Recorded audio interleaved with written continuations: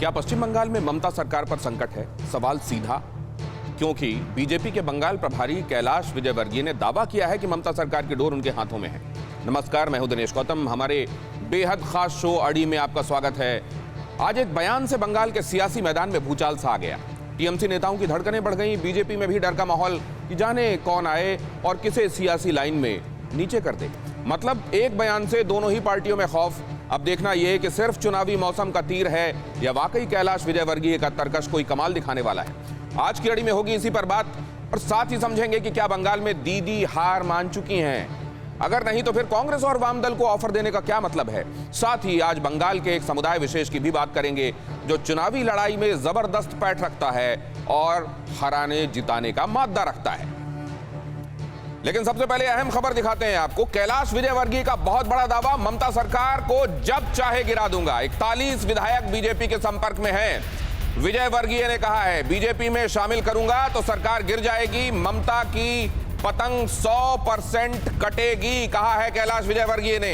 आज पतंग उड़ाए जाने का दिन है, लिहाजा पतंग की भाषा में बात कही जा रही है। कहा गया कि जब चाहें पतंग काट देंगे ममता बनर्जी की सरकार की। 41 विधायक संपर्क में है, लेकिन सवाल यह है कि क्या वाकई अरिथमेटिक्स भी यही कहते हैं?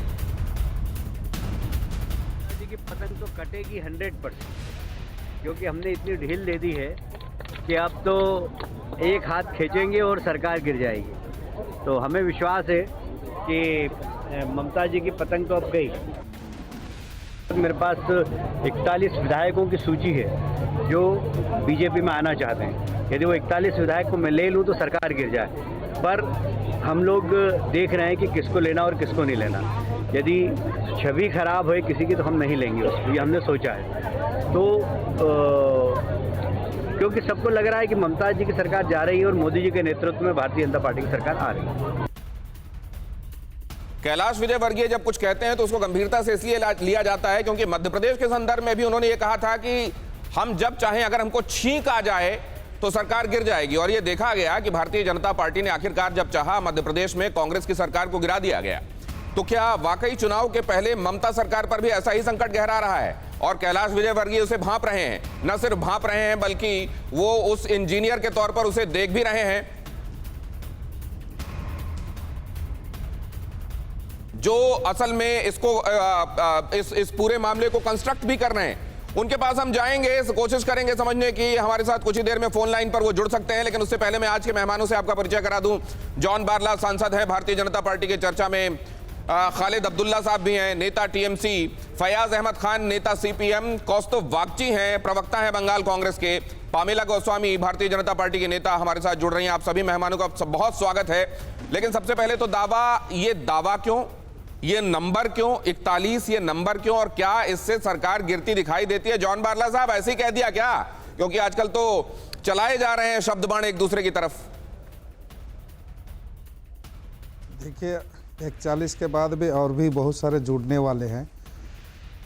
अभी देखिए, और कुछ ही दिन बाद में पता चलेगा और कितने 41 के बाद में और कितने जुड़ेंगे, क्योंकि अभी तो दीदी ऑफर भेज रही है। इससे पहले 2011 में जब इससे पहले 11 का पहले जब ममता अकेले अपने आड़ में लड़ने वाली लड़ी, लेकिन जॉन बारला साहब रुकिए एक सेकंड, आपके पास मैं आ रहा हूं। कैलाश विजयवर्गीय खुद हमारे साथ फोन लाइन पर बातचीत करने के लिए हैं। कैलाश जी, बहुत स्वागत है आपका टीवी9 भारतवर्ष पर। आज जो आपने कहा पतंग कट सकती है जब चाहे तब टीएमसी की सरकार की, इसका मतलब क्या था? और 41 अगर इधर आ भी जाते हैं तो क्या अंक गणित वाकई उनके पक्ष में नहीं रह जाता? देखिए, हम सरकार गिराना नहीं चाहते। सरकार तो कभी भी गिरा सकते हैं, पर हम सरकार गिराना नहीं चाहते। हम चाहते हैं कि 5 साल ममता जी पूरे करें और उसके बाद जनता उनसे हिसाब ले कि उन्होंने इन 10 वर्षों में क्या किया है।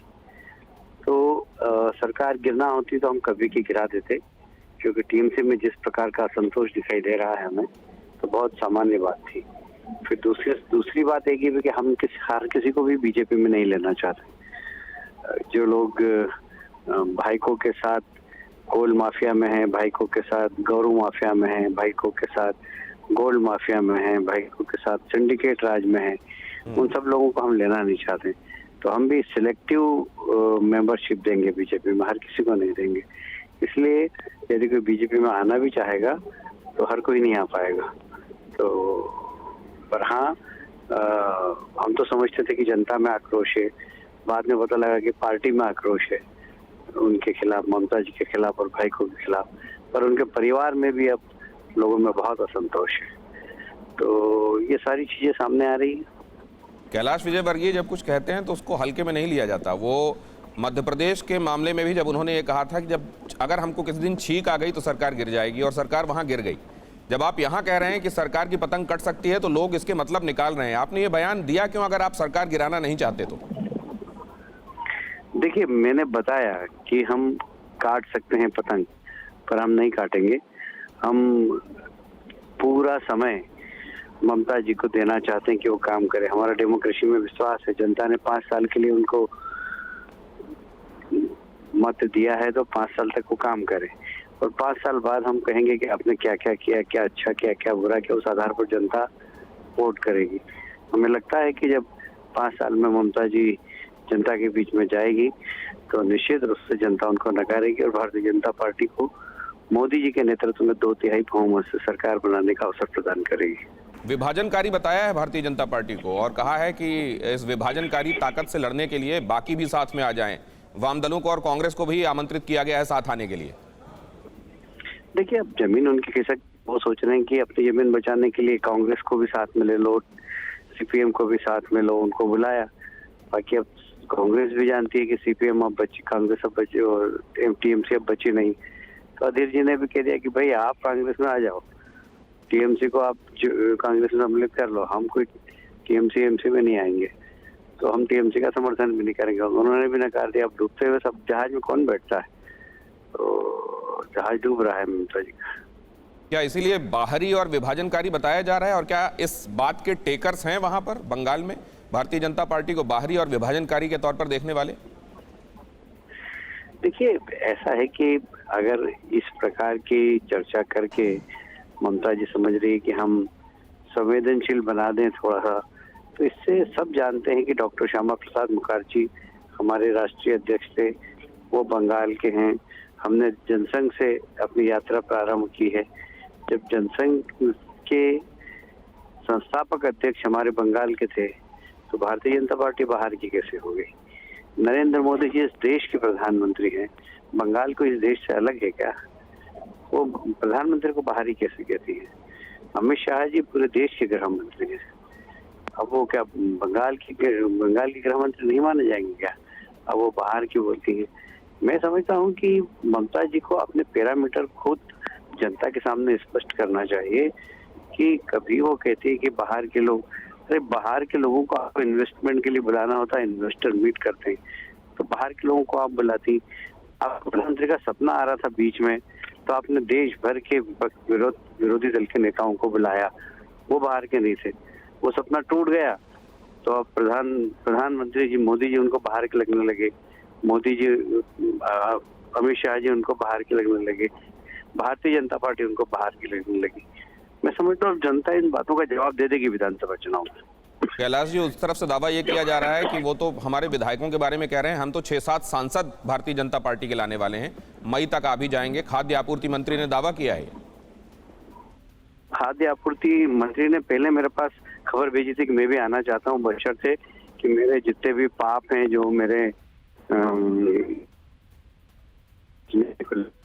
उनको तो निश्चित रूप में जेल 2 रुपए किलो का भेजा था निःशुल्क लोगों को।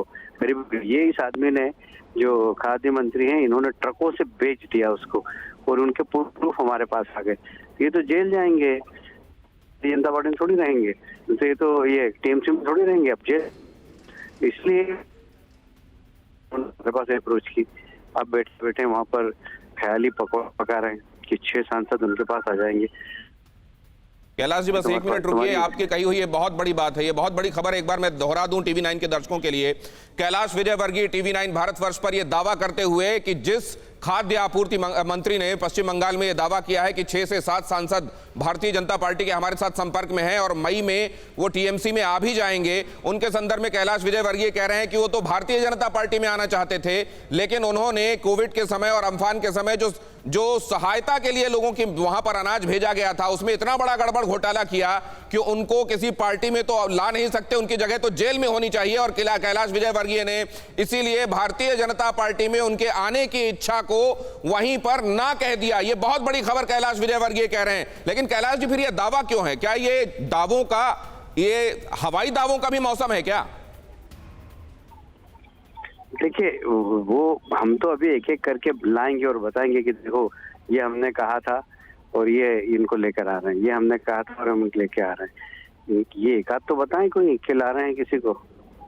मैंने तो पहले ही कहा था कि ये हमारे पंचायत के लोगों को बोले ज्वाइन करा के और 400 टीएमसी के कार्यकर्ताओं को खड़ा कर देते थे और कहते थे कि देखिए ज्वाइनिंग हो रही है हमारे यहाँ।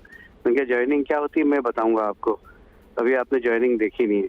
और अब मैं फिर कह रहा हूँ ज्वाइनिंग क्या होती है मैं बताऊंगा बंगाल के अंदर ममता जी को और उनकी पार्टी को, कि किस प्रकार लोग आपकी पार्टी को छोड़कर हमारे यहाँ थे। तो ये ज्वाइनिंग कब तक हो रही है कैलाश जी? आज मकर संक्रांति भी हो गई। बताएंगे सर। अब ऐसा है कि आज से मंगल काम सब चालू हो रहे हैं, तो सब मंगल ही मंगल होगा, आप चिंता क्यों कर रहे हैं? बहुत धन्यवाद कैलाश विजयवर्गीय। और बहुत बड़ी बात और सीधा हमला, तृणमूल कांग्रेस को सीधी चुनौती कि ज्वाइनिंग क्या होती है ये हम दिखाएंगे, हम बताएंगे किस तरीके से लोग आते हैं, भारतीय जनता पार्टी ज्वाइन करते हैं। ये नंबर आपको दिखाएंगे आने वाले दिनों में। अगर आप कह रहे हैं कि हमारे भारतीय जनता पार्टी के लोगों को तृणमूल कांग्रेस में तोड़कर लाया जा रहा है, तो तोड़ना क्या होता है और फिर उनको ज्वाइन कराना क्या होता है आने वाले दिनों में आप ये देखेंगी। तृणमूल कांग्रेस को, ममता बनर्जी को सीधी चुनौती कैलाश विजयवर्गीय की। कैलाश विजयवर्गीय ये भी कहते हुए कि ये हमारा दावा हवाई नहीं है, तृणमूल कांग्रेस का दावा हवाई है। और ये भी कहते हुए खाद्य आपूर्ति मंत्री की जगह तो जेल में होनी चाहिए और आने वाले दिनों में ऐसे सभी लोगों को उनकी जगह पर पहुंचाया जाएगा। खालिद अब्दुल्ला हमारे साथ जुड़े हुए हैं, जरा आप उनकी राय ले लें। खालिद अब्दुल्ला, सुना आपने? देखिए, मैं तो सुन रहा था। देखिए, भारतीय जनता पार्टी के लोग सिर्फ बातें करें। आज मुझे बड़ा आश्चर्य लगा, कहीं ना कहीं मुझे लग रहा था कि मैं आपके टीवी के माध्यम से उनका तस्वीर में मुझे कहीं मैं पहली बार जब देखा तो कोई आर्टिस्ट नजर आया। रजनीकांत की तरह ये काम करना चाह रहे हैं क्या? चश्मा उलट के पहनेंगे, चश्मा फेंक के पहनेंगे, तो ये राजनीति की मैदान है, ये आर्टिस्ट और राजनीति एक्टिंग करने का मैदान नहीं है। तो इनको बोलिए जहाँ तक है वहीं तक सोच, अच्छी बात है। दूसरी चीज रही कि इन्होंने कहा कि हम लोगों ने कह के ज्वाइन करा रहे, तो इनका काम ही है। देखिए, आज सबसे बड़ी पार्टी के नाम में इन लोग अपने को कहते हैं। मैं तो ये कहना को सबसे पैसे वाला, और पैसा को पूरे हिंदुस्तान में जिस तरह से नोटबंदी जीएसटी करके पूरे पैसा खजाना को भर लिया है, अब वो खजाना को खाली करने के लिए सारे लोगों को पैसे देकर खरीदना चाहते हैं और खरीद रहे हैं। चाहे वो मध्य प्रदेश हो, राजस्थान में भी कोशिश की, मणिपुर, आप पूरे नॉर्थ ईस्ट को देख लीजिएगा, पैसा देके खरीद के। विधायक इनके नहीं है, लेकिन विधायक को पैसे देके खरीद कर अपने सरकार बनाने की कोशिश कर। आज उनकी सरकार, अगर बहुमत की सरकार देखेंगे तो पूरे भारत में सिर्फ 9 या 10 स्टेट में है जो बहुमत में है, बहुत मुश्किल से। और बाकी का देखिएगा तो सारे राज्य जो है वो खरीद और फरोख्त की सरकार बनी हुई है। तो ये लोगों का काम है खरीद और फरोख्त करने का। ममता बनर्जी का काम है जनता के पास जाके अपनी, वो तो कह रहे हैं हम यहाँ सरकार नहीं गिरा रहे हैं, यहाँ हम चाहते तो सरकार गिरा देते, हम चाहते हैं पूरा टेन्योर पूरा करें। फिर तो आपको कम से कम अपने संदर्भ में ये देखना चाहिए कि यहाँ पर इस तरह का कोई सैबोटाज करने की कोशिश नहीं हो रही है। लेकिन मैं अभी सीपीएम के पास भी चला जाऊँ, इस बारे में आपका जवाब दूंगा। शुभेंदु अधिकारी को आप लेके गए क्यों जब आप सरकार नहीं? शुभेंदु अधिकारी को लेकर गए या उन्होंने जाकर ज्वाइन किया, ये कैसे तय होगा? अभी तो अपने तो बोल रहे हैं कि हम लेके जाते हैं। देखिए ना किसको इसको लेके जाते हैं, तो वो लेके कैसे गए? अच्छा, वो लेकर गए। पामेला गोस्वामी से मैं इसका जवाब लूंगा, लेकिन फयाज अहमद खान, मैं आपके पास आने वाला हूं। सीपीएम और कांग्रेस के संदर्भ में लोग ये कह रहे हैं कि देखिए बातचीत जो हो रही है, जिनके बयान हाईलाइट हो रहे हैं, जिनके बयान लोग अंडरलाइन कर रहे हैं, दिमाग में जो जा रहे हैं, वो या तो भारतीय जनता पार्टी के लीडर्स हैं या फिर ममता बनर्जी हैं और उनके साथी हैं। वामपंथियों और कांग्रेसियों का इसमें, हालांकि वामपंथ और कांग्रेस की तरफ से यह कहा जाता है कि देखिए मीडिया उन बातों को नहीं दिखाता। बेशक ये गुस्सा इस तरीके से उतारा जा सकता है, लेकिन हकीकत यह है क्या कि फ्रिंज हो गया है कांग्रेस और वामपंथ का मामला वेस्ट बंगाल में?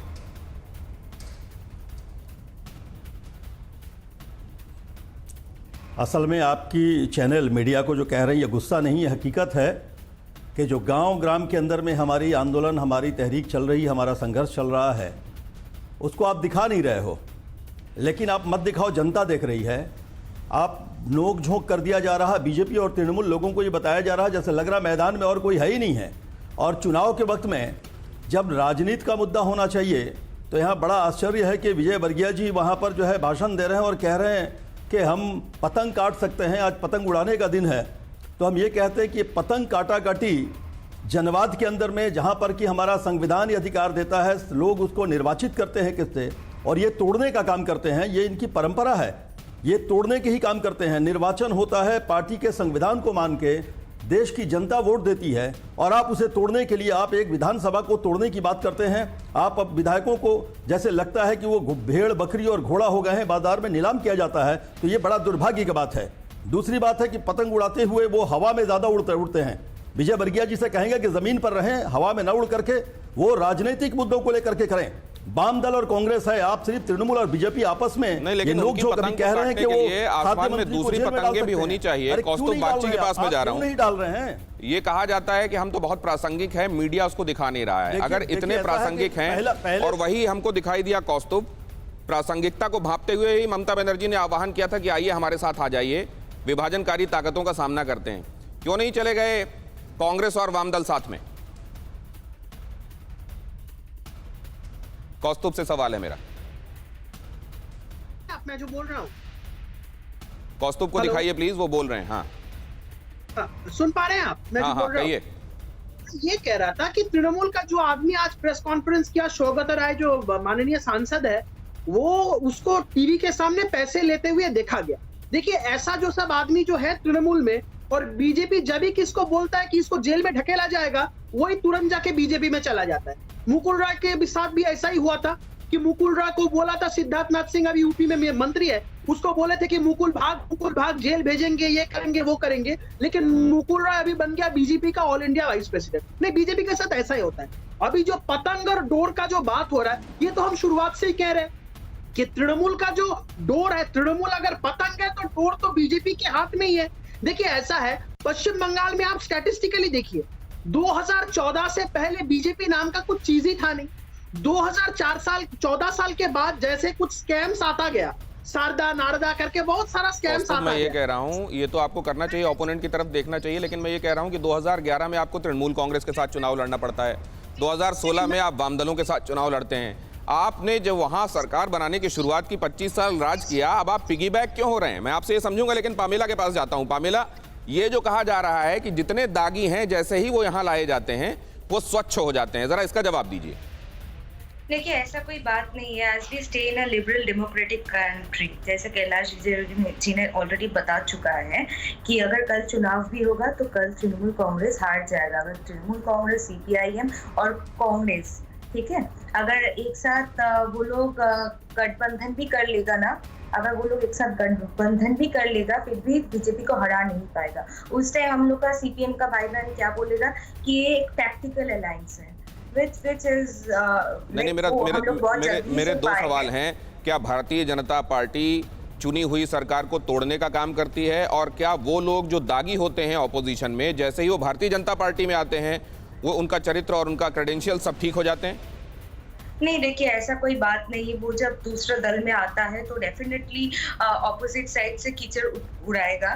तो शुभेंदु दा को भी बहुत बदनाम करने का कोशिश कर रहा था, शुभेंदु दा, मुकुल दा, शोभू शाची दा, और भी बहुत लोग आज, शोभन दा, बहुत लोग आज तृणमूल छोड़ के आज भारतीय जनता पार्टी के साथ आया है, हम लोग को मजबूत बनाने के लिए। क्योंकि तृणमूल में वो लोग को काम नहीं करने दिया जाता है। वो लोग को रादर भाई को, मतलब अभिषेक बैनर्जी ये बोलता है कि एरिया से पैसा उठा के दो, एरिया से पैसा उठा के दो। आज जाके प्रशांत किशोर जो एक स्ट्रैटेजिस्ट है, उसको दे रहा है 500 करोड़ रुपया। वो पैसा कहाँ से आता है? तो इसी कारण के लिए वो दल में रह नहीं पा रहा था, इसीलिए आज बीजेपी में वो लोग आ रहे हैं। और जब बीजेपी में आ रहे हैं इस टाइप एलिगेशन देके वो लोग को बदनाम करने का कोशिश कर रहे हैं। बिकॉज आज हम लोग सब जानते हैं पश्चिम बंगाल पे लॉ एंड ऑर्डर कोलैप्स हो चुका है। आज एक ही धंधा होता है उधर, वो है कटमनी, सिंडिकेट, गुंडाराज और मतलब दादा। नहीं, लेकिन ये जो गुंडागर्दी के आरोप लगते हैं, हम ये देखते हैं जो वामपंथी काडर था वही बाद में तृणमूल में चला गया था। अब तृणमूल वालों को ही तोड़ के आप लोग ला रहे हैं भारतीय जनता पार्टी में। तो मैं ये जानना चाहता हूँ, जॉन बारला से जानना चाहता हूँ, जॉन बारला, जो लोग आपके लिए आइडियोलॉजी की, पॉलिटिक्स की वजह से जुड़े हैं, वैचारिक प्रतिबद्धता की वजह से जुड़े हैं, जब वो ये देखेंगे देखो ये तृणमूल कांग्रेस वाली विचारधारा के लोग जो हैं उनको लाया जा रहा है और हम अपने यहाँ पे दोयम दर्जे के हो रहे हैं, उनको बुरा नहीं लगेगा? देखिए, जिस प्रकार का आरोप लगा रही है विरोधी दल, है ना, ये जो भी ज्वाइनिंग कर रहे हैं आज के दिन में, जो भी आ रहे हैं, हम लोग पैसा से नहीं खरीद रहे हैं। वो अपने दिल, जिस प्रकार से पश्चिम बंगाल सरकार में दीदी सरकार जिस प्रकार से चल रही है, आप देखिए कहीं किसी मंत्री के साथ में आपसी मतभेद और जिस प्रकार से वो आदेश देती है, कभी भी ठंडा दिमाग से काम नहीं करती है हमेशा। इसी कारण से लोग वहाँ से बिछड़ के, है ना, उनका जिसके पर चलाने का जो तरीका है उससे नहीं होने की वजह से सब कोई निकल के आ रहे हैं। आज हम लोग फुर्सत नहीं समय दे नहीं पा रहे हैं। ज्वाइनिंग जिस प्रकार से हो रही है, जनता टीएमसी से छूट के सीपीएम कांग्रेस से, क्यों आज जिस प्रकार से हमारे मोदी सरकार जिस प्रकार से काम किया है, इसको देख के ही लोग आ रहे हैं। हम लोग को पैसा से खरीदने नहीं, हमारे पास इतना पैसा नहीं है, हम लोग समय दे नहीं पा रहे हैं। पहले आ जाते, चुनाव के आन पहले क्यों आ रहे हैं? नहीं, पहले भी आए, नहीं, इससे पहले भी आया, 2019 का पहले भी आया, 2019 का पहले भी आया। तो अगर आया इसीलिए तो 2019 में हम लोग आप बोला था 42 बोले थे, आज आपको दिखाता हूं, आप सबको दिखाता हूं। जॉन बारला, अगर आप कैमरे की तरफ देखकर बोलेंगे तो लगेगा आप दर्शकों से मुखातिब हैं। आप कृपया कैमरे की तरफ देखें। और कौस्तुभ, जब आप बोल रहे हैं आपकी आवाज म्यूट है, क्योंकि जब दूसरा बोल रहा है, बाकी सबको भी अगर मैं इस तरह से अलाउ करूंगा तो कुछ समझ में नहीं आएगा। मैं इसलिए आपको एक इंफॉर्मेशन की तरफ ले चलता हूं और यहां आप ये देखेंगे कि ये जो दावे हो रहे हैं, खासतौर से ममता सरकार को गिराने का दावा सिर्फ इसलिए किया गया था ताकि बताया जा सके कि हमारे रहमो करम पर है सरकार, लेकिन उसके बावजूद हम ये चाहते हैं कि वो अपना टेन्योर पूरा करे ताकि उनके मुताबिक वो और एक्सपोज हो सकें, जनता के सामने उनका भेद, उनकी असलियत और आ सके, और फिर उनके किए हुए उन कामों को जो उनकी निगाह में, भारतीय जनता पार्टी की निगाहों में ठीक नहीं है, उनको जनता के बीच में ले जाकर वोट मांगे जा सकें। खतरे में है क्या ममता सरकार? या इसीलिए ये कहा जा रहा है ताकि उसको ये बताया जा सके कि चाहे जब राष्ट्रपति शासन लगा सकते हैं फिट केस बताकर, और चाहे जब आपके विधायक उतने तोड़कर ला सकते हैं जितने हमको सरकार गिराने के लिए आवश्यक है। क्या है वहां का अरिथमेटिक्स, जरा ये देखिए। आज की विधानसभा क्या है? 294 में से बहुमत 148 हाफ वे मार्क का बनता है। इसमें अगर जो विधानसभा 2016 के चुनाव के बाद बनी है, मौजूदा विधानसभा, उसमें आप देखेंगे तो सबसे ज्यादा तृणमूल कांग्रेस के 211, उसके बाद आप देखें लेफ्ट के 32 हैं, कांग्रेस के 44, भारतीय जनता पार्टी ने 3 सीटें जीती थी 10% वोट शेयर के साथ। तो इस हिसाब से अगर आप देखें तो ये बहुमत का आंकड़ा मैंने आपको बताया, हाफ वे मार्क बनता है 148, और अगर 211 हैं टीएमसी के तो बहुमत से 63 ज्यादा हैं। अगर ये मान भी लिया जाए कि लोग टूटते चले जा रहे हैं और आने वाले दिनों में टूटेंगे, तो भी 63 जो है वो बहुत कंफर्टेबल कुशन देता है। इस हिसाब से ये तो दिखाई देता है कि तुरंत में खतरे में दिखाई नहीं दे रही है सरकार। आज की तृणमूल कांग्रेस 2016 और आज 211 चुने गए थे, लेकिन बहुत सारे टूट चुके हैं और अब बचे हैं 207। भारतीय जनता पार्टी का जो फिगर मैंने आपको दिखाया था, 3 चुने गए थे, वो 3 बढ़कर अब 19 हो गए हैं। ज्यादातर तृणमूल कांग्रेस और बाकी दूसरी जगहों से टूटकर आए हुए लोगों की संख्या 16 है, और इस तरीके से अब 17, 18, 19, 3 उनके अपने और बाकी टूटकर आए हुए, और वो आंकड़ा पहुंच गया है। मतलब 2016 में जो विधानसभा चुनने के बाद लोगों की दिखाई दे रही थी, उस विधानसभा में अब लोगों की टूट फूट की वजह से उस फिगर में बहुत अंतर आ चुका है। अगर कैलाश विजयवर्गीय ने जो बात कही है वो हवाई नहीं है, उसका कोई इशारा है, तो यहां पर आप देखें 207 माइनस 41 करने पर 166 बनता है, और तब भी बहुमत से 18 ज्यादा। इसीलिए मैं ये कह रहा था कि कुशनिंग बहुत है, बहुत कंफर्टेबल कुशनिंग है। और वैसे भी भारतीय जनता पार्टी अब इस समय सरकार के साथ कुछ करके वो सिंपैथी नहीं लेना देना चाहेगी तृणमूल कांग्रेस को, जो कि वो चाह रही है। असल में कई बार मुमकिन है कि भारतीय जनता पार्टी ऐसा कर दे, ये चाहा जा रहा हो तृणमूल कांग्रेस की तरफ से, ताकि सिंपैथी का वोट मिले, लेकिन भारतीय जनता पार्टी इस मामले में कच्ची खिलाड़ी नहीं है। तृणमूल कांग्रेस ने एक दांव खेला है, पर उसका कोई भाव नहीं मिला है। क्या है वो दाव और किस तरीके से भाव नहीं मिला है, अब जरा वो देखिए। यहां पर आप देखें, लेफ्ट कांग्रेस को बीजेपी के खिलाफ लड़ाई में ममता बनर्जी का साथ देना चाहिए। ये सौगतो रॉय ने कल ये बात कही TV9 भारतवर्ष पर बात करते हुए। उन्होंने ये भी कहा कि हम चाहते हैं कि विभाजनकारी ताकतों के खिलाफ एकजुटता होनी चाहिए। लेकिन जब हमने उनसे ये पूछा कि एकजुटता किस तरीके की होगी, क्या आप प्री पोल कोई अलायंस कर रहे हैं, क्या चुनाव के दौरान कोई फ्रेंडली फाइट दिखाई देगी या पोस्ट पोल अलायंस होगा, क्या होगा, तो उन्होंने कहा देखिए इस बारे में अभी हम नहीं जानते, लेकिन हम ये चाहते हैं साथ आना चाहिए। मतलब ये एक आइडियोलॉजी वाला स्टेटमेंट, ये फिलोसॉफिकल स्टेटमेंट ज्यादा था, जमीन पर इसके उतरने की और कुछ होने की संभावना पहले ही कम थी। अगर ममता बनर्जी भारतीय जनता पार्टी के खिलाफ लड़ना चाहती हैं तो कांग्रेस में शामिल हो जाएं। ये जवाब आने शुरू हुए। लग रहा था तृणमूल कांग्रेस को कि एक हाई मॉरल ग्राउंड विभाजनकारी ताकत बताते हुए वो ले लेगी और बाकी सबको आना होगा। लेकिन यहां अधीर रंजन चौधरी का तुरंत ही इसमें आया कि आप हमसे ही टूटकर अलग हुए थे और अगर आपको इतनी ही पड़ी हुई है तो आप हम में आकर विलय कीजिए। हम अखिल भारतीय पार्टी हैं, हमको जाकर तृणमूल कांग्रेस के साथ खड़ा होना नहीं है। और यहां देखिए क्या कहा गया, वाम मोर्चा अभी मजबूत है, लेफ्ट कांग्रेस चुनाव में तृणमूल कांग्रेस भारतीय जनता पार्टी दोनों को हराएंगे। वामपंथियों ने भी साफ कर दिया कि आप तो हमको ही हराकर हमारा 34 सालों का जो शासन था उसको खत्म करके आप सरकार पर आई, और आज जब आपको अपनी सरकार खतरे में दिखाई दे रही है तो आप चाहते हैं हाथ मिल जाएं। ऐसा नहीं होने वाला। टीएमसी अकेले नहीं लड़ सकती, इसीलिए दूसरी पार्टियों की मदद ले रही है। दिलीप घोष ने तुरंत इसमें नहले पर दहला मारा। ये कहा कि ये जो एकजुटता की बात कही जा रही है, असल में एकजुटता कोई कोहेसिव फोर्स बनाने की कोशिश नहीं है। ये तो सिर्फ इसलिए है क्योंकि अब डर लग रहा है। डर इसलिए लग रहा है क्योंकि भारतीय जनता पार्टी का मुकाबला करने की ताकत दिखाई नहीं दे रही है। यहां पर बंगाल का सियासी गणित क्या कह रहा है, 2016 विधानसभा चुनाव के हिसाब से कुछ और बारीकियां आपको समझना चाहिए। मसलन सीटें आई थी 211, लेकिन अगर वोट प्रतिशत आप देखेंगे, वोट प्रतिशत कितना था, तो वो था 44.91, लगभग 45%। अब दूसरी पार्टियों के हिसाब से भी इसको समझना जरूरी है। कांग्रेस को सीटें मिली थी, हालांकि इनको सिर्फ 92 सीटें सीट शेयरिंग में दी थी। उस समय जब वामपंथियों और कांग्रेस का गठबंधन हुआ था तो 92 सीटें लड़ने के लिए दी गई थी, लेकिन स्ट्राइक रेट बहुत अच्छा दिखाया था। 44 सीटें जीती थी कांग्रेस ने और सीट और वोट गए थे 12% के आसपास। लेफ्ट ये लड़े थे 202 सीटों पर, लेकिन जीते थे सिर्फ 32 सीटें। स्ट्राइक रेट बहुत पुअर कांग्रेस के मुकाबले।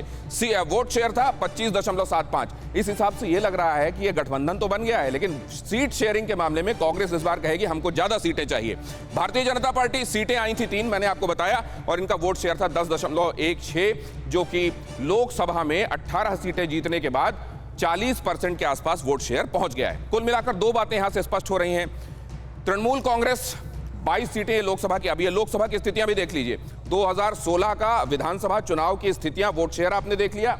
ये बंगाल का सियासी समीकरण 2019 लोकसभा चुनाव के हिसाब से सीटें 22 जीती गई और इस तरीके से 158 विधानसभा क्षेत्रों पर इनकी बढ़त बनी तृणमूल कांग्रेस की।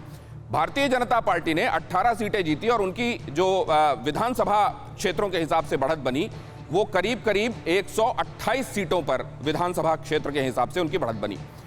अचानक से ये जो बढ़त बनी, ये तृणमूल कांग्रेस को हैरान कर गई और बहुत सारी चीजों के लिए सोचने को मजबूर भी कर गई, लेकिन अभी तक कुछ किया गया हो जो इफेक्टिव दिखाई दे रहा हो भारतीय जनता पार्टी के खिलाफ, ऐसा नहीं लग रहा है। कांग्रेस और वामपंथी आपको उतने इफेक्टिव नहीं लगेंगे। कांग्रेस ने हालांकि 2 सीटें जीती और वामपंथियों का तो सुपड़ा साफ हो गया, एक भी सीट नहीं आई। ये सब कुछ बहुत कुछ ये जो एलाबोरेटेड इक्वेशंस हैं, ये आपको ये बता रहे हैं कि कैसे चुनाव दर चुनाव चीजें बदली हैं। हालांकि इसमें इस बात को भी आपको ध्यान में रखना पड़ेगा कि विधानसभा चुनाव और लोकसभा चुनावों की तासीर अलग अलग होती है, लेकिन क्या यहां पर साथ में आना कांग्रेस और वामपंथियों का भारतीय जनता पार्टी और तृणमूल कांग्रेस के लिए चिंताएं पैदा कर रही है?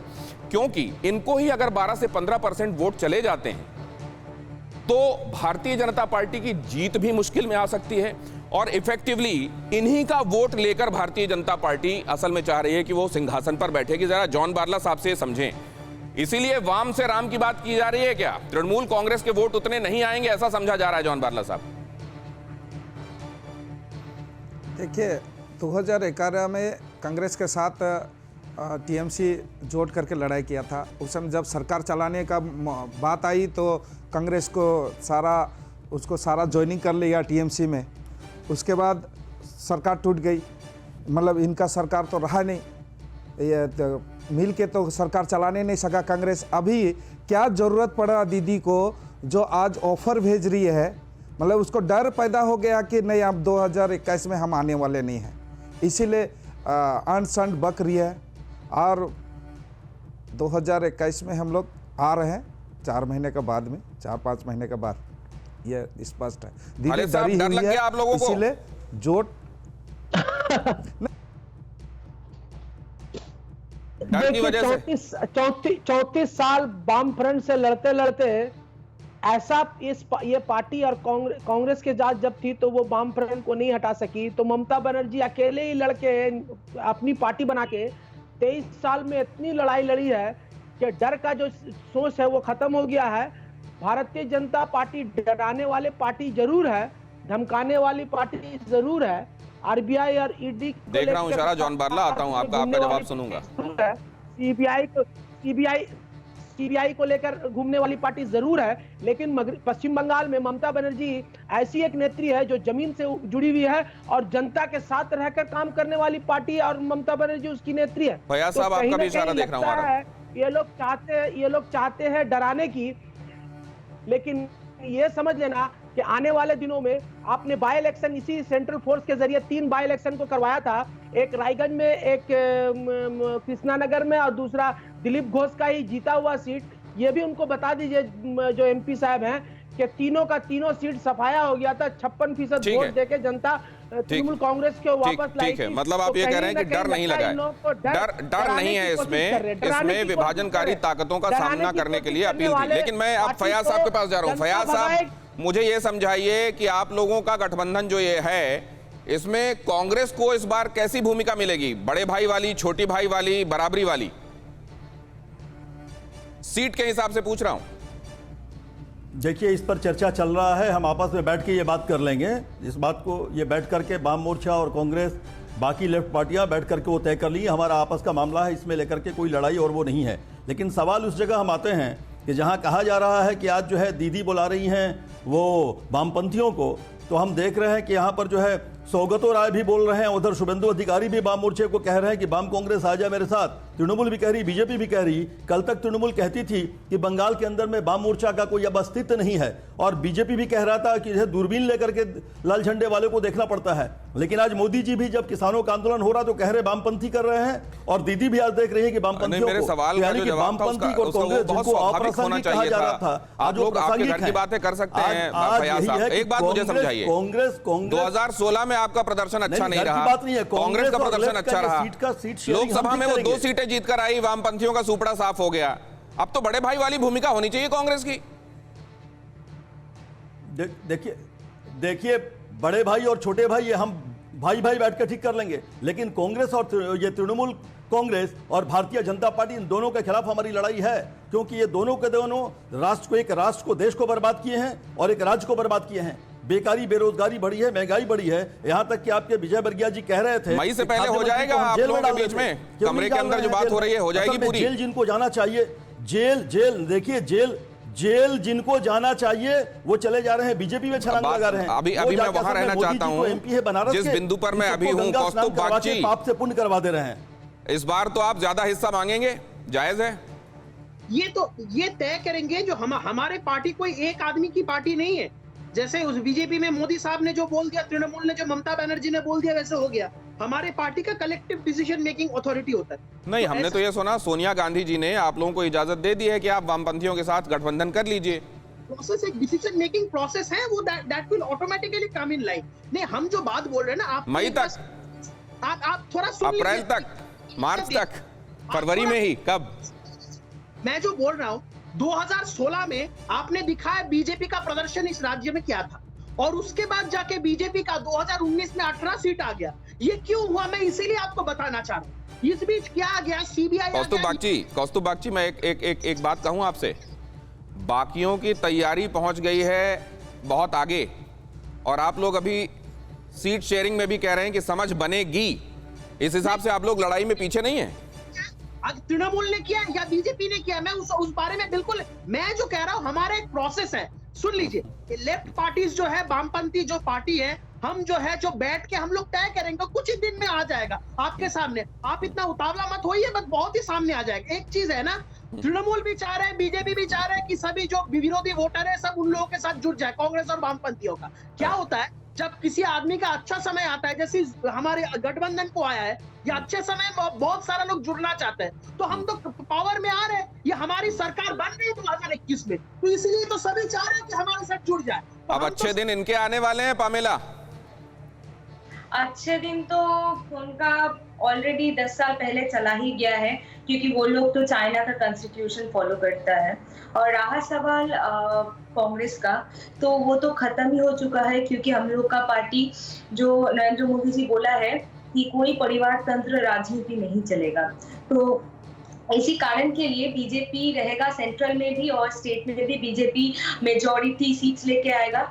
हम लोग का होम मिनिस्टर आके बता चुका है कि आपकी बात 200 पार। प्रधानमंत्री का सबका साथ, सबका विकास और सबका विश्वास हम सब बंगाली लोग का दिल पामेला, छू गया है। लेकिन बुरे दिन और अच्छे दिन की बात हो रही है, तो जरा एक खबर बताएं और उसके बाद दर्शकों पर फैसला छोड़ें कि किसके कैसे दिन हैं। टीएमसी की एक और सांसद बागी हो गई है। जरा इसको सुन लीजिए पामेला, ये खबर आपके भी काम की है। एक और सांसद बागी, शताब्दी रॉय ने पार्टी छोड़ने के संकेत दिए हैं। 16 जनवरी को अपना फैसला बताऊंगी, शताब्दी ने कहा। शताब्दी ने बीरभूम की जनता को चिट्ठी लिखी है, मुझे मानसिक रूप से प्रताड़ित किया जा रहा है, शताब्दी ने कहा है। शताब्दी एक और सांसद टीएमसी की। खालिद साहब, ये क्या हो रहा है?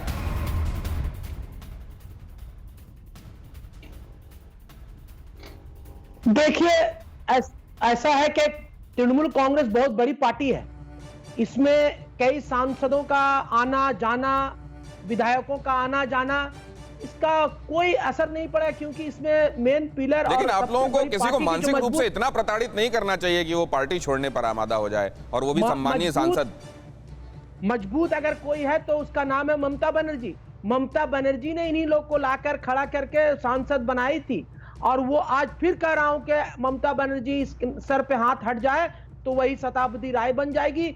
अब मैं तो अभी सुनाऊं नहीं हूं, लेकिन आपके माध्यम से कर रहा हूं, कोई भी विधायक हो, चाहे शुभेंदु राय हो। हालांकि वो ये इशारा किसकी तरफ कर रही हैं कि मैं मानसिक रूप से प्रताड़ित की जा रही हूं? आप लोग कुछ प्रॉब्लम कर रहे हैं उनके लिए, या जो आरोप आप लोग लगाते हैं कि बीजेपी प्रताड़ित करती है सेंट्रल एजेंसीज का दुरुपयोग करके? जॉन बारला, बिल्कुल बिल्कुल, ये सब उसके पीछे है बात। और सुने तो सही, जॉन बारला बहुत देर से उतावले हैं आपकी बात का जवाब देने के लिए। हेलो, नहीं, पहले तो ब्रिटिश चाबुक चलाती थे, अभी तो इनडायरेक्टली चाबुक चला रहा है, इसीलिए तो संसद, साधारण जनता तो दूर का बात है, संसद सब इस प्रकार का अत्याचार सह रहा है ममता बनर्जी का, हमारा मुख्यमंत्री का, इसीलिए तो लोग भाग रहे हैं। आज क्या जरूरत है, इतना संघर्ष के साथ में वो काम कर रही है, अभी मजबूर है अपना पार्टी छोड़ने में। क्यों आज अब वो विरोधी दल बोल रहा है ना पैसा दे के बीजेपी खरीद रहा है? आप बताइए कहाँ बीजेपी कर रहा है, अभी वो टूट के कहाँ आएगी? अब उनको तो सहारा चाहिए, हम लोग सहारा दे रहे हैं कि कल आने वाला दिन में 2021 में कंधा देने के लिए भारतीय जनता पार्टी ने इस बार खास तैयारियां की हुई हैं। लेकिन एक और अहम खबर बता दूं मैं आप लोगों को, उसके बाद आपको एक महत्वपूर्ण इंफॉर्मेशन देने वाला हूं मैं। सबसे पहले अहम खबर जरा रोल कीजिए।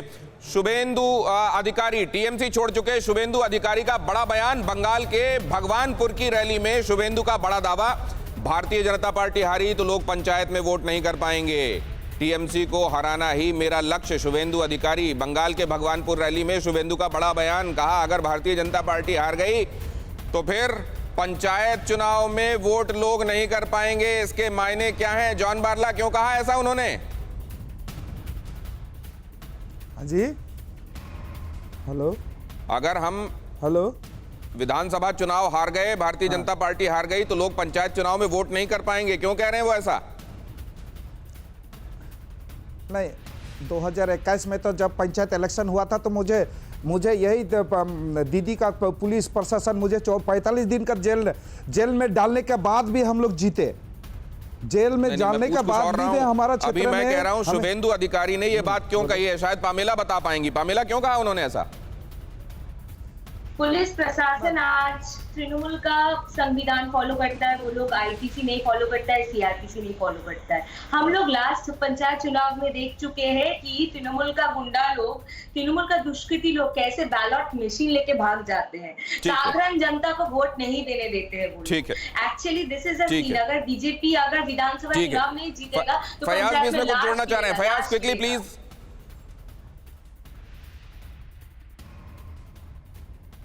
देखिए, ऐसा है कि दोनों के दोनों, भाजपा हो या तृणमूल हो, ये लोग न जनवाद पर विश्वास करते हैं न संविधान पर विश्वास करते हैं। तभी तो बंगाल में पंचायत से या 112 म्यूनिसिपैलिटी का चुनाव नहीं हो रहा, लोगों के हाथ में ताकत नहीं देंगे। और भाजपा भी वही चाहती है कि जनता के बीच में नहीं, वो तोड़ करके, जनता के मत से लोग वोट से जीतते हैं और भाजपा उनको तोड़ कर दूसरी तरफ ले आने का काम करती है। सदन को वो एक अस्तबल बना के रख दिया है, विधानसभा हो लोकसभा हो, ये काम कर रही है। भाजपा और तृणमूल दोनों के खिलाफ वाम कांग्रेस इकट्ठा होकर के जनता के पास जाके इन दोनों को हराने का काम करेगा और फिर से वाम और कांग्रेस का शासन होगा बंगाल के अंदर में। भारतीय जनता पार्टी और आपको तृणमूल कांग्रेस को एक साथ एक रोशनी में दिखाने की कोशिश हो रही है जॉन बारला, ये ठीक कंपैरिजन है? देखिए, जिस प्रकार आज म्यूनिसिपैलिटी का आज तक इलेक्शन नहीं हुआ है, जीटीए दार्जिलिंग एरिया में आज तक जीटीए इलेक्शन बिना इलेक्शन के द्वारा वो अभी तक इलेक्शन क्यों नहीं करा रहा है? दीदी अपने तरीका से चला रही है। आज चाहे वो आप ये म्यूनिसिपैलिटी बोलिए, हर क्षेत्र में, पूरा पश्चिम बंगाल में देखिए क्यों नहीं डरी हुई है दीदी। अगर इलेक्शन कराता है तो वो सारा सीट हार जाएगी, पहाड़ में भी और पूरा तराई में भी और पूरा पश्चिम बंगाल पहाड़ में भी, तराई में, सब जगह दीदी हारेंगी, भारतीय जनता पार्टी का दावा। बहरहाल एक और अहम खबर ओवैसी के साथ पर साक्षी महाराज की सफाई। भारतीय जनता पार्टी के सांसद बोले बयान का गलत मतलब निकाला गया। साक्षी महाराज ने कहा था ओवैसी ने साथ दिया, बिहार के बाद बंगाल यूपी में साथ देंगे, साक्षी महाराज ने कहा था। और उन्होंने कहा क्या था वो सुनिए। मेहरबानी, उनको भगवान ताकत दे, ऊपर वाला खुदा उनका साथ दे। उन्होंने बिहार में भी हमारा सहयोग किया था, यूपी में भी करेंगे और बाद में पश्चिम बंगाल में भी करेंगे। तो कौन सी बात तंज में कही गई थी, सटायर में कही गई थी, और कौन सी बात सटायर में कही तो गई लेकिन पॉलिटिकली करेक्ट नहीं है? इसका भी सियासत में, भारतीय सियासत में बहुत ध्यान देना पड़ता है ये। लेकिन क्यों कहना पड़ता है ऐसी चीजें जिनके मायने गलत निकाले जाएं? जैसे ये कह देना कि योगी जी की सरकार में तो गाड़ी पलट जाती है, लोगों को पता है, और यहाँ पर भगवान उनको और मजबूती दे कि वो बिहार के बाद यहाँ पर भी हमारा काम आसान करें। पामेला, ये सब क्यों कह दिया जाता है? हेलो हेलो, हाँ, आपने सुना साक्षी महाराज ने क्या कहा? The line was smacking. Can you please repeat कोई the बात नहीं, question जॉन बारला once? साहब के पास जाता हूं। जॉन बारला, आप समझ पाए होंगे संदर्भ मेरे सवाल का? हेलो, अच्छा, दोनों को ही समझ में नहीं आ रहा है। हाँ बोलिए। खालिद अब्दुल्ला को जरा उनके पास चल लेते हैं। खालिद अब्दुल्ला, ये क्या था? ये आप किस तरीके से लेते हैं कि वाकई सटायर में कह दी गई बात थी, उस पर अब स्पष्टीकरण आया है या दिल की बात निकली थी पहले? देखिए, जो दिल की बात थी वो निकल गई, और ये संविधान वाली बातें कर रहे थे तो दिलीप घोष ने कहा था कि पुलिस के वैन में जब पुलिस आएगा तो उस पर बम मारो, और पुलिस लोग अगर सामने गांव बस्ती में जाता है तो उसको मुंह में पेशाब कर दो। ये कैसा संविधान? भारतीय जनता पार्टी कौन सा आईपीएस, कौन सा संविधान की बातें करते हैं ये लोग? से संविधान और संविधान को सही रखने के लिए मुझे सीखना होगा। संविधान को तो इस तरह से तोड़ मड़ोड़ कर दिया है कि पार्लियामेंट इसमें कोई पीछे है क्या खालिद अब्दुल्ला? इस कृषि बिल को जबरदस्ती पास करके और नरेंद्र मोदी हम मेरे प्रधानमंत्री नहीं है कर दिया। तो ये चीज को उन ये किसने कहा था? जरूरत है नरेंद्र, दिलीप घोष। और ये किसने कहा था कि अगर गाय दूध देती है तो मैं उसके लात खाने के लिए भी तैयार हूं? ये किसने कहा था? इनको कहा गया था, ये कहे थे कि जब पुलिस बहन जाएगी तो इनको पर बम मारो, और पुलिस अगर गांव में घुसती है तो इनके मुंह में पेशाब कर दो। ये कौन कहा था? दिलीप घोष कहे थे। तो इन लोगों से संविधान नहीं, मैं ये कह रहा हूं कि इसमें कोई पीछे है क्या? इसमें कोई कम है क्या? इस पर अगर ना ही जाएं तो ज्यादा बेहतर होगा, वरना बात बहुत दूर तक निकल जाएगी और अब हमारे पास वक्त ज्यादा बचा नहीं है। कौस्तुभ बागची, एक बार फिर से आपके पास में आता हूं। इन चुनावों में बात हो रही है पॉलिटिकल रेलेवेंस की। पॉलिटिकल रेलेवेंस किसका कितना है इसकी बात हो रही है। अखिल भारतीय कांग्रेस पार्टी अपने रेलेवेंस को कैसे देखती है? कांग्रेस पार्टी का तो बहुत ही, मतलब हमारा जो रेलेवेंस है भारतवर्ष हमसे है, तो ये तो हम बहुत दिनों से कहते हैं। हम अगर कांग्रेस वीकेंड हो जाएगा तो देश वीकेंड हो जाएगा। मैं ना एक ओवैसी को लेके और साक्षी महाराज को लेके एक बात कहना चाहता हूँ। ये जो कम्युनल पार्टीज है, इन लोगों का संबंध बहुत ही पुराना है। से आप 1943 से लेके सिंध और नॉर्थ वेस्ट प्रोविंस में भी मुस्लिम लीग का और हिंदू महासभा का एक साथ सरकार था। और मैं एक चीज छोटी बात बोल के खत्म करना चाहता हूँ। ये जो तृणमूल वाला आज जो कह रहा है, आप जो शुभेंदु का जो बात कह रहे थे, ये शुभेंदु अधिकारी जब तृणमूल में थे, वो ही जो पंचायत व्यवस्था जो पश्चिम बंगाल का है तोड़ मड़ोड़ के खत्म करने वाला जो आदमी है वही है शुभेंदु, जो सब कांग्रेस के लोगों को, सीपीएम के लोगों को, कांग्रेस और सीपीएम के छुड़ा करके बीजेपी और तृणमूल में जाके ज्वाइन करवाया था। तब बोला था कि विकास का जो हवन है सभी उसमें छलांग लगा रहे। अभी जाके तृणमूल को पता चल रहा है आप कह रहे थे छोटी सी बात कह के खत्म कर रहा हूं, मैं इंतजार कर रहा हूं आप कहां खत्म कर रहे हैं, क्योंकि मुझको प्रोग्राम खत्म करना है। अड़ी के लिए टाइम इतना ही था। बहुत धन्यवाद आप सभी मेहमानों का हमारे साथ आज चर्चा में जुड़ने के लिए।